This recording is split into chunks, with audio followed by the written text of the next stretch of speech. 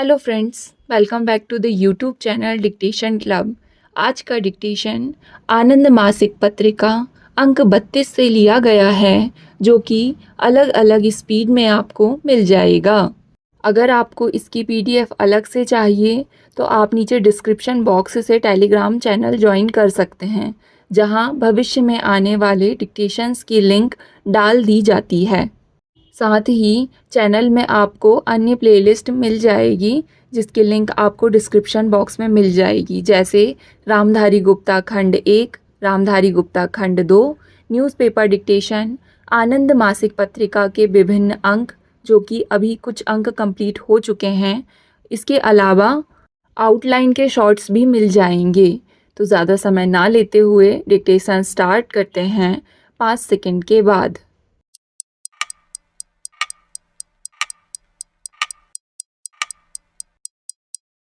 Start. माननीय उपाध्यक्ष महोदय, 1977 की सरकार में आप भी हिस्सेदार थे। उस समय आप भी इस सदन के माननीय सदस्य थे। उस समय झुग्गी झोपड़ियों में जो लोग रहते थे, उनके लिए सोचा गया था। उन पर माननीय शहरी विकास राज्य मंत्री जी बैठे हैं। उन्हें अच्छी तरह से ज्ञात है कि 1989 में झुग्गी झोपड़ी के लोगों को राशन कार्ड मुहैया कराया गया था।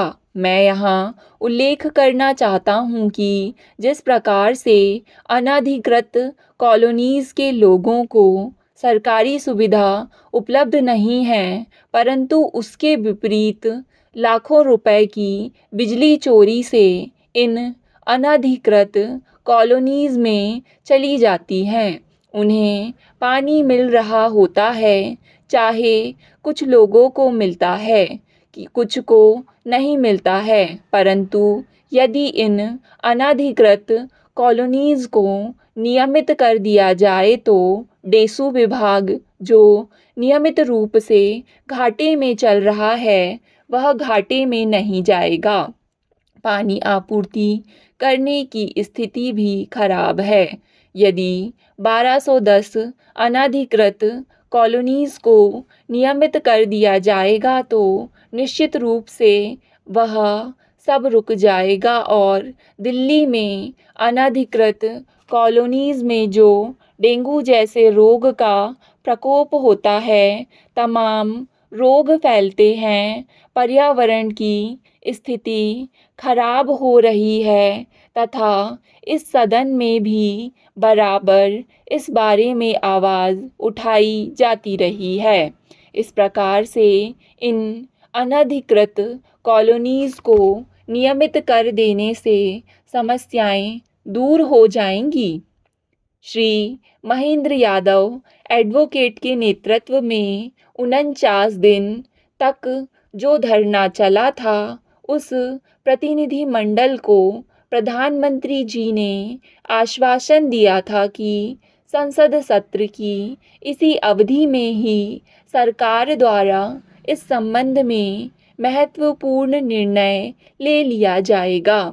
इसी प्रकार से यहाँ पर हम उल्लेख करना चाहते हैं कि जिस प्रकार से दिल्ली महानगर परिषद के सदस्य इस डीडीए की समिति में हुआ करते थे, उनकी जगह अब दिल्ली राजधानी के लिए जो संशोधन विधेयक आया है, इसका हम जोरदार समर्थन करते हैं। लेकिन वहीं पर यह भी मांग करना चाहते हैं कि सरकार को दिल्ली महानगर परिषद के सदस्यों का प्रतिनिधित्व भी इसमें जारी रखना चाहिए, ताकि वे भी इसमें भाग ले सकें और उनकी इसमें भागीदारी हो सके। मैं आपके माध्यम से यह मांग करना चाहता हूँ कि डीडीए के माध्यम से दिल्ली के जिन स्कूल कॉलेजों की समितियों को ज़मीन दी जा रही है, उनमें ऊंची दरों से पढ़ाई की व्यवस्था होती है। महोदय, हम अपनी स्वतंत्रता के स्वर्ण जयंती वर्ष के दौर से गुजर रहे हैं तथा इस संबंध में अनेक समारोहों के आयोजन हो रहे हैं। इस वर्ष में हमारी परमाणु परीक्षण जैसी महत्वपूर्ण उपलब्धियां भी रही हैं।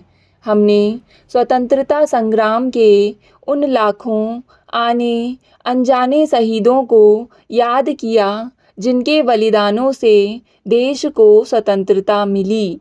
लेकिन इसके साथ ही यह विडंबना भी रही कि हम अपनी स्वतंत्रता की लड़ाई के उन योद्धाओं की खोज खबर लेना भूल गए हैं जिनमें से अनेक हमसे प्रतिवर्ष बिछुड़ते जा रहे हैं और उनकी संख्या दिन प्रतिदिन घटती जा रही है।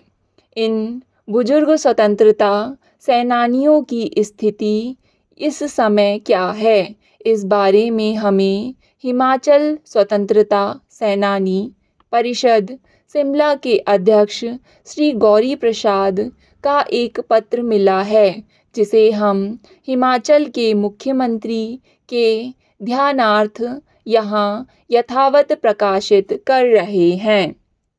हिमाचल में कभी 2000 से अधिक स्वतंत्रता सेनानी थे, लेकिन इस समय उनकी संख्या लगभग 1200 रह गई है। ये सभी 80 वर्ष से ऊपर की आयु के हैं।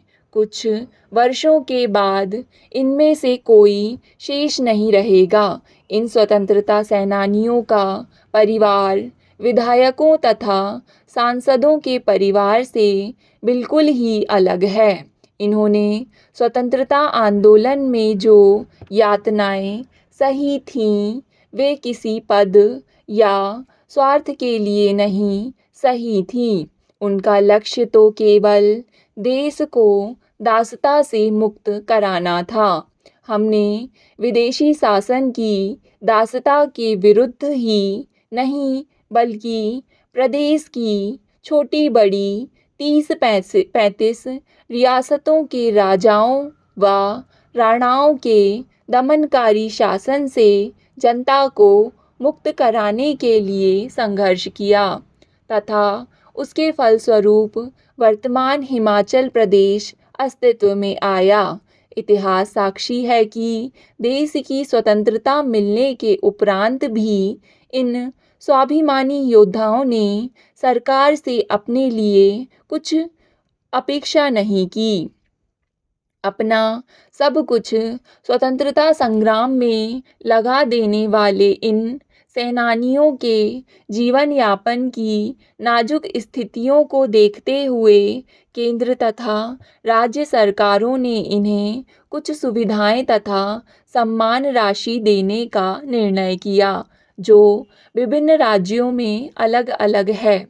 दुख की बात तो यह है कि यहाँ हिमाचल में स्वर्ण जयंती वर्ष में अनेक समारोह किए जा रहे हैं। वहाँ इन स्वतंत्रता सेनानियों को किंचित भी सम्मान नहीं मिला। पूर्ववर्ती वीरभद्र सिंह सरकार ने इनको राहत पहुंचाने के लिए जो निर्णय लिए थे, आज ठीक उसके विपरीत होता हुआ नजर आ रहा है। पिछले दिनों जंतर मंतर के पास इन बस्तियों के हजारों लोगों ने 49 दिन तक धरना भी दिया था। एक रोज ऐसा भी आया कि कम से कम 5000 परिवार अपने बाल बच्चों के साथ ठंड में वहां पड़े रहे। यह मंत्री जी को अच्छी तरह ज्ञात भी है। माननीय पर्यावरण राज्य मंत्री उनके प्रतिनिधिमंडल को प्रधानमंत्री जी के पास ले गए और उनको आश्वासन मिला कि हम उस पर कार्यवाही करेंगे। यह भी आश्वासन मिला कि अनधिकृत बस्तियों को अधिकृत किए जाने की कार्यवाही होगी। लेकिन उस बात को बीते 1 महीना हो गया है। हम सरकार से जानना चाहते हैं कि गरीब मध्यम वर्ग के लोग इन 1210 बस्तियों में परेशान हैं, जिन्हें बिजली, पानी और राशन नहीं मिल रहा है। उनकी जो परिस्थिति है उसको देखते हुए क्या सरकार इसी महीने में संसद के इसी सत्र में ऐसी व्यवस्था करेगी कि उन बस्तियों को अधिकृत रूप से नियमित कर दिया जाए, उन्हें बिजली तथा पानी का कनेक्शन मिले, राशन कार्ड मिले। मैं यह कहना चाहता हूँ उन्हें सरकारी सुविधाएं जैसे बिजली, पानी और राशन कार्ड ना होने की वजह से राशन नहीं मिल पाता। स्टॉप। डिक्टेशन पसंद आए तो वीडियो को लाइक तथा चैनल को सब्सक्राइब ज़रूर करें। धन्यवाद।